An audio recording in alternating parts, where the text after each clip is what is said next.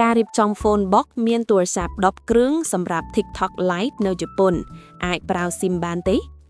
បើអ្នកសួរខ្ញុំកាលពី1-2 ខែមុនចម្លើយគឺមិនបានទេប៉ុន្តែពេលនេះចម្លើយគឺបាន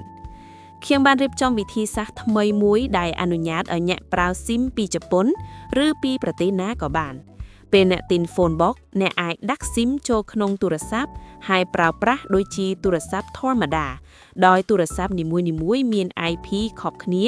ជាពិសេសនៅពេលប្រើ SIM ទិន្នន័យ 4G model ដែលពេញនិយមបំផុតសម្រាប់ដំណើរការ TikTok Lite ជប៉ុនឬគម្រោង TikTok នៅក្រៅប្រទេសមាន2 model គឺ Note 8 និង S9 Mi Changer Note 8 ប្រើ Custom ROM ស្រដៀងនឹង S21 Ultra ដំណើរការ Android 14ដែលធ្វើឲ្យការកំណត់រហ័សនិងងាយស្រួលជាងមុន S9 Mi Changer អាចកែប្រែបានខ្ពស់ណាស់អ្នកអាច reset ឧបករណ៍ទាំងស្រុងនិងបដូរព័ត៌មានដូចជា Mark model,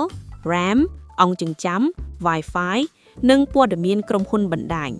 វាសមស្របខ្លាំងសម្រាប់គម្រោងដែលត្រូវការបង្កើតគណនេយ្យញឹកញាប់និងបដូរឧបករណ៍ជារឿយៗទាំងពីរ model នេះក៏ជា model ដែលខ្ញុំលក់បានច្រើនបំផុតផងដែរប្រសិនបើអ្នកស្ថិតនៅជប៉ុនកូរ៉េថៃកម្ពុជា